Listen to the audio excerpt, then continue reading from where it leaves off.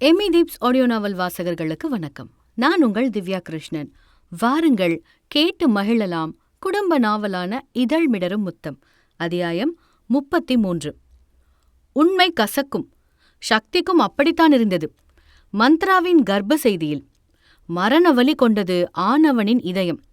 ஜெர்மனியில் மீட்டிங் ஒன்றுக்காக சென்றிருந்தவன் அக்கா புவனா மூலம் சங்கதி அறிய ஒரு வாரம் நடைப்பிணமாய் அலுவல்களை கவனித்து மறுவாரமே விமானத்தில் ஏறி அமர்ந்தான். 12 மணி நேர களைப்பை கூட மனை சென்று ஆற்றிக் கொள்ளாதவன் நேராக விரைந்தான் அலுவலகம். மந்த்ராவோ கேபினட்டினோரம் நின்றபடி கோப்பை ஒன்றை திருப்பிக் கொண்டிருக்க, மந்த்ரா, நீ கர்ப்பமா இருக்கியா என்ற கேள்வியோடு அதிரடியாய் அறைக்குள் நுழைந்து கதவை சாத்தினான் சக்தி. புயலாய் வந்தவனின் வேகமும் கேள்வியும் நங்கை அவளை அச்சமூட்ட கோப்பையை மூடி காரிகையோ வேறு பக்கம் முகத்தை திருப்பிக் கொண்டாள். கேட்கிறந்தானே என்ற சக்தியோ அவள் முழங்கையை அழுத்தமாக பற்றி அவனை நோக்கி இழுக்க, சக்தியின் சினம் நிறைந்த அம்பகங்களை முதல் முறை நெருக்கத்தில் கண்ட பகினிக்கோ உடலில் நடுக்கம் பிறந்தது. கத்த தோன்றியது. சண்டை போட மனம் உந்தி தள்ளியது. ஏன் மந்த்ராவின் கன்னங்களில் கணக்கிலா அறைகள் கூட வைக்க கை துருதுருத்தது சக்திக்கு. சொல்லு மந்த்ரா என்று மீண்டும் அவள் கரத்தை உலுக்கியவனின் கோபமான அடிக்குரல் கொண்ட ரணம் நேரிழையின் நெஞ்சை ஏதோ செய்தது. கனல் மூச்சிலான கதங்கொண்டு அவளை வெறித்த சக்தியின் நிலையில் மாயோளின் உள்ளமோ கிடந்து தவித்தது. அவன் முகம் பற்றி தொட்டு தடவி அவனை சமாதானம் செய்யச் சொல்லி, நேற்று வரை இப்படியான எண்ணம் இல்லா நெஞ்சம் கணக்கும் காரணம் புரியாது குழம்பி, கைய விடு என்ற வஞ்சியோ சக்தியின் பிடியை உதற முடியாதவளாய் அவள் அறையின் பிளின்ஸ்களை ரிமோட் கொண்டு சாத்தினாள். என் கேள்விக்கு பதில் என்ற சக்தியோ பல்லை கடிக்க, ஆமா, இப்ப என்ன அதுக்கு என்றவளோ வேறெங்கோ பார்த்தபடி சொல்ல, ஒரு நொடி நின்றே போனது ஆனவனின் இதய துடிப்பு. இருக்காது பொய் என்ற வார்த்தைகளால் இத்தனை நாள் சிந்தையை சமாளித்து வந்த சக்தி சொடுக்கிடும் கணத்தில் நிலை குலைந்து போனான்.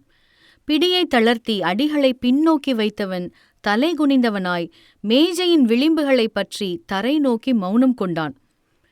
எதுக்கு இப்ப நீ இவ்ளோ டென்ஷன் ஆகிற இந்த விஷயத்துக்கு என்றவளின் கேள்விக்கு பதில் சொல்ல விரும்பா சக்தியோ, என் மனசுல ஒன்னு தோணுது மந்த்ரா, நீ சொல்ற பதில்லதான் என் எண்ணம் பொய்யாகிறதும் மெய்யாகிறதும் இருக்கு என்றவன் உடைந்த குரலில் வார்த்தைகளை உதிர்க்க, நெஞ்சுக்கு குறுக்கே கைகளை கட்டியவளாய் ஜன்னலோரம் நின்றிருந்த மந்த்ராவோ ஒரு வார்த்தை கூட பேசாது அமைதியாகவே இருந்தாள்.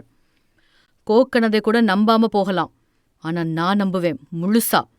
ஆகு இதுக்கு கண்டிப்பா காரணமா இருக்க மாட்டான் என்ற சக்தியோ மேலும் அங்கு நில்லாது விருட்டென வெளியேறினான்.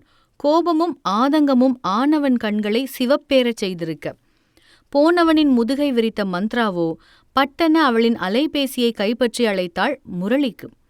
ஆனால் அவன் எண்ணோ வழக்கம் போல இம்முறையும் நாட் ரீச்சபிள் என்றே வந்தது. அவன் வாட்ஸ்அப் பக்கம் போன மங்கையோ இதுவரை அவள் அனுப்பிய ஒரு குறுஞ்செய்தி கூட ப்ளூடிக் கொள்ளாதிருப்பதைக் கண்டு வெம்பினாள்.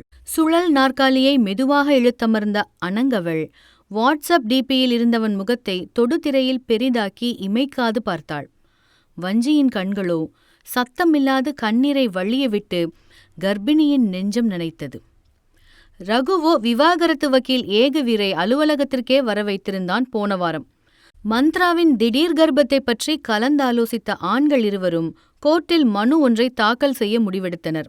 ரகு கேட்டுக்கொண்டபடி நீதிமன்றமோ மந்த்ராவின் கருவில் இருக்கும் குழந்தைக்கு DNA பரிசோதனை மேற்கொள்ள அனுமதி வழங்கியிருந்தது. அதற்கான கடித அறிக்கையை வீரிடமிருந்து பெற்றுக்கொண்ட ஆகுரதனோ நேராக விரைந்தான் கோக்ஸின் இல்லம். நீ ஏதேதோ சொன்னப்ப கூட வலிக்கலடி, ஆனா நான் உன்னை ஏமாத்திட்டேன்னு சொன்ன பாரு, அதான் சொல்ல முடியாத அளவுக்கு வலிக்குது என்றவன் வாய் மலர்ந்த வார்த்தைகள் மீண்டும் ஆனவன் மூளைக்குள் உலா வந்து செவியில் கேட்க, ஆகுவின் எண்ண ஓட்டமோ 2 வாரங்களை முன்னோக்கி ஓடியது. கோவிலில் என்னதான் எதிரெதிரே அமர்ந்திருந்தாலும் மாயை சூழ நொந்து கிடந்த காதல் ஜோடிகளோ ஒருவரை ஒருவர் உணராமலேயே ஆலயத்திலிருந்து வெளியேறியிருந்தனர். ரகுவோ பைக்கை எடுத்துக்கொண்டு கோக்ஸின் வீட்டுக்கு பயணிக்க, அலறியது ஆனவனின் போன் பாக்கெட்டில் இருந்தபடி. அதை எடுத்து காதில் வைத்தவனோ மறுமுனையில் பேசிய தரனை கோபத்தில் அர்ச்சித்தான். மச்சா, சாரிடா, சாரி, தெரியாம நடந்து போச்சுடா நான் என்ன பிளான் பண்ணியா பண்ணேன்? அது ஏதோ தெரியாம நடந்து போச்சுடா. பேசாதடா, வாய மூடு சொல்லிட்டேன். பண்றதெல்லாம் பண்ணிட்டு விளக்கம் வேற இதுல. டேய், நான் என்னடா பண்ணேன்? நீதான் கால் பண்ணன்னு நினைச்சு டக்குன்னு ஃபோன் எடுத்துட்டேன்டா. ஸ்க்ரீன்ல ரகுன்னு வந்ததுடா பேரு. பின்னால இருந்த கோக்கனதே நான் பார்க்கலடா மச்சான். அதுக்குன்னு நீ சொல்லுவியா அவகிட்ட நான் அப்பாவாயிட்டேன் நொப்பாவாயிட்டேன்னு? நீ பாத்தியா மந்த்ராவோட பிள்ளைக்கு நான் தான் அப்பன்னு? ஏற்கனவே என்னை நம்பாம தான் அவங்க வீட்ல போய் உட்கார்ந்துட்டு இருக்கா. இனி சுத்தம் சூடு அடிச்சு சத்தியம் பண்ணாலும் என்னை நம்ப மாட்டா என்று ரகுவோ குமுறலை காச் மூச்சென்று தரனிடத்தில் வெளிப்படுத்த, மச்சான் எனக்கு ஒரு ஐடியா. நீ ஏன் தண்ணி அடிச்சவன் மாதிரி போய் கோக்ஸ் வீட்டு முன்னுக்கு டிராமா பண்ணக்கூடாது? செருப்ப கள்ளத்தி அடிப்பா. அதுக்கெல்லாம் வாய்ப்பே இல்ல மச்சான். உனக்கு வாழ்த்துக்கள் சொல்லும்போது கூட குரல்ல அழுக அப்படியே தெரிஞ்சுது. இதெல்லாம் வக்கணையா நோட் பண்ணு. ஆனா ஃபோன் யார் பண்றா, என்ன பேசணும், இதெல்லாம் மட்டும் கோட்டை விட்டுடு. அதெல்லாம் விடு மச்சான். இப்ப நீ நேரா கோக்ஸ் வீட்டுக்கு போற. குடிய போட்டவன் மாதிரி நடிக்கிற. மனசுல இருக்கிற அத்தனையும் கொட்டுற. மச்சான் நல்ல ஞாபகம் வச்சுக்கோ. நீ படுற வேதனை தாங்க முடியாம கோக்ஸ் ஓடி வந்து உன்னை கட்டி பிடிச்சிக்கணும். அப்படி இருக்கணும் மச்சான் உன் பெர்ஃபார்மன்ஸு. எனக்கு நடிக்கலாம் வராதுடா தரன். அதுக்கென்ன, இருக்கவே இருக்கு 7:11. ஒரு 2 கேன் வாங்கிட்டு வர்றேன். தண்ணிய உள்ள இறக்குற, லவ்வ வெளியில ஊத்துற என்ற தரனோ அழைப்பை துண்டித்தான். பைக்கை லோட்டஸின் வீடிருக்கும் வீதியில் நிறுத்திய ரகுவோ குட்டி போட்ட பூனையாய் அங்கேயே உலா வந்தான். தரனின் யோசனைக்கு செவி சாய்ப்பதா வேண்டாவா என்ற சிந்தனை கொண்டு. மேல்மாடி ஜன்னல் கதவுகளை இழுத்து சாத்திய கோக்ஸோ எதேர்ச்சையாக கண்டாள் ரோட்டில் நடையாக நடந்து கொண்டிருந்த ரகுவை. எதற்காக நடு ரோட்டிலேயே நிற்கிறான் தாடிக்கார பொறுக்கி என்ற குழப்பத்தோடு போனை கையில் எடுத்தவளோ கீழ்த்தளம் நோக்கினாள். அதே சமயம் தார் சாலையில் ஒண்டி குடுத்தனம் கொண்ட ரகுவோ அவனுக்கு குடியெல்லாம் சரிவராது என்ற முடிவுக்கு வந்தான். குடிக்காமலேயே குடித்தவன் போல நாடகமாடிட ஆரம்பித்தான். ஏ லோட்டஸ், கோக்ஸ், வெளியவாடி. என்னடி பண்ற உள்ள? மனசாட்சி இருக்கடி உனக்கு? பொண்ணா நீ? உன்னையே நினைச்சு சாகுறேண்டினா. கொஞ்சமாச்சு என் மேல இறக்கங்காட்ட தோணுதாடி உனக்கு?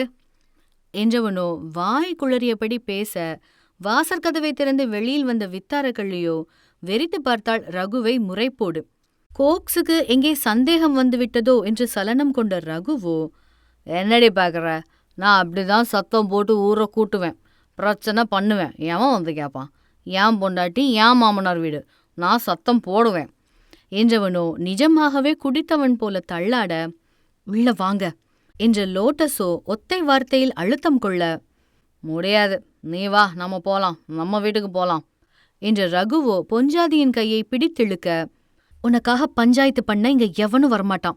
போலீஸ் வேணும்னா வரும், உன்னை மாமியார் வீட்டுக்கு கூட்டிட்டு போக என்றவளோ அவன் பிடியை உதற, நீ என்ன சொன்னாலும் சரி, நான் உள்ள வரமாட்டேன், நீ வா, பைக்ல வா என்றவனோ பைக்கின் சீட்டினை கையால் தட்டி கோக்ஸை சைகையால் அழைக்க, டி புருக்கி, போதும் உள்ளவா என்றவளோ மறுபடியும் தொனியில் கரார் கொள்ள, மாட்டேன் மாட்டேன் என்று திரும்பியபடி அழிச்சாட்டியம் செய்த ரகுவை பட்டென இழுத்து சப்பென்று ஒன்று வைத்தாள் லோட்டஸ் அவன் கன்னத்தில்.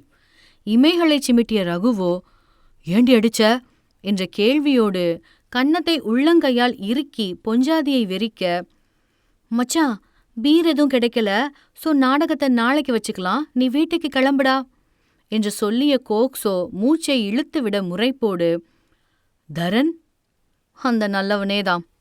ஐயோ, அந்த அறிவாளிகிட்ட சொல்லி முதல்ல அவன் ஃபோன்ல பேரை சரியா செட் பண்ண சொல்லணும் என்று சொல்லி தலையில் அடித்து கொண்ட ரகு, கிளம்புங்க மிஸ்டர் ஆகுரதன் என்ற வித்தாரக்கள்ளியின் கட்டளைக்கு ரகு எதிர்வார்த்தை சொல்லும் முன் வெளிச்சம் கொண்ட அவ்விடம் திடீரென்று கும்மிரிட்டு கொண்டது. சாலை வீதியின் தெருவிளக்குகள் மட்டுமல்லாது மனை உள்ளிருந்த ஒளியும் காணாது போயிருந்தது. அந்நிலையில் கோக்ஸை அங்கேயே தனியே விட்டு போவது சரியாக படவில்லை ரகுவிற்கு. ஆகவே லைட் திரும்பவும் வரும் வரை முற்றிலை அவளுக்கு துணையாக அங்கேயே இருக்க முடிவு செய்தான் ஆனவன். சில நிமிட தர்க்கத்திற்கு பிறகு ரகுவிற்கு செவி சாய்த்தாள் சீமாட்டியவள். மெழுகுவர்த்திகளால் வரவேற்பறையை வெளிச்சமாக்கிய இருவரும் மேல் மாடி நோக்கினர். ஒப்புக்கு ஒவ்வொரு அறையிலும் ஒன்றை ஏற்றி வைக்க, அட கீக்கோ, இவன் இன்னும் குளிக்காமதான் இருக்கானா என்ற ரகுவோ மெத்தை மீதிருந்த லோட்டஸின் சின்ன பில்லோவை பார்த்து சிரிக்க, எத்தனை தடவை சொல்லியிருக்கேன் என் கீக்கோவை கிண்டல் பண்ணாதீங்கன்னு என்ற தெரிவையோ ரகுவின் காதை திருக, வலிக்குது வலிக்குது என்று அலறியவனோ அப்போதும் அடங்காது காலை தூக்கி உதைத்து தள்ளினான் கீகோவை பஞ்சனையிலிருந்து கீழே. ரகு என்று கடுப்பில் கத்திய லோட்டஸோ அவனை விட்டு விட்டு ஓடிச் சென்று எடுத்து மடியில் வைத்து கொண்டாள் அக்குட்டி பில்லோவை. நான் போய் வேணும்னா டாக்டரை கூட்டிட்டு வரட்டுமா என்றவனோ கிண்டலடிக்க, அக்குட்டி பில்லோவை மடியில் வைத்து தடவி கொடுத்த கோக்ஸோ புருஷனின் வயிற்றில் செல்ல குத்தொன்று குத்தி வேகமாக எழுந்து அடிகளை முன்னோக்கி வைத்தாள். சத்தமாக சிரித்து பின்னோக்கி மஞ்சம் சரிந்த ரகுவோ சுதாரித்தவனாய் எழுந்து எக்கி பற்றி இழுத்து லோட்டஸை அவனின் கை வளைவிற்குள் கொண்டு வந்தான். கணவனின் திடீர் பிடியில், அதுவும் மாதங்கள் கடந்த இடை அழுத்தத்தில் தள்ளாடியது தளிரியலின் தேகம். ரகு, விடுங்க என்றவளோ திக்க, இவன் எதுக்கு நடுவுல நாட்டாம மாதிரி என்றவனோ கீகோவை பிடுங்கி தூர போட்டு அவர்களின் சரீரங்களை இடைவெளியற்று நெருக்கினான். கீகோ என்று தலையணையை திருப்பி கோக்ஸ் கொஞ்சலான அக்கறை கொள்ள, ரகுவோ அவள் பக்கமாக தலை சாய்த்து சுந்தரியின் இதழ்களை அவனதாக்கிக் கொண்டான். தடாலடியான லிப்ஸ்கிரீமை சற்றும் எதிர்பார்த்திடாத கோக்ஸோ கருவிழிகள் இரண்டும் அகல விரிய ரகுவின் கண்களை அதிர்ச்சியில் நோக்க, அதர ரசம் கொண்டவனோ மேலும் தீவிரப்படுத்தினான் அவன் செயலை. கோதையின் விரல்களோ அவன் விரல்களுக்குள் சிக்குண்டு கிடக்க, உதடுகள் கொண்ட போரில் சிறுக சிறுக தோற்றுப்போவதை சுகமாக ஏற்றுக்கொண்டாள் லோட்டஸ். அதிர்ந்தவள் முதலில் கொண்ட சிறு துள்ளலும் இப்போது சமாதானமாகி போக, ரகுவின் முத்தி தேடல் முடிவடைய இதழ்கள் பிரித்து கொண்டான் ஆனவன். நெருப்பு கங்காய் கொதித்து கிடந்தவளோ திம்மென்ற தேகம் தினவெடுத்து நிற்பதை உள்ளே வெளியே என்று தத்ரூபமாக உணர்ந்தாள். ரகுவோ மோகத்தில் அனல் மூச்சை வெளிக்கொணர்ந்த வஞ்சியை இமைக்காது பார்த்தான். காதலும் காமமும் ஒரு சேர முறுக்கேறிய மேனி எல்லை மீறி பரிதவிக்க, வித்தாரக்கள்ளியின் சிக்கிய இசையைப் போலான மெல்லிய அனத்தலில் அவளின் பின்னந்தலை குழலை பற்றிய ரகுவோ அவன் நெற்றியோடு நாயகியின் நுதலை இருத்திக் கொண்டான்.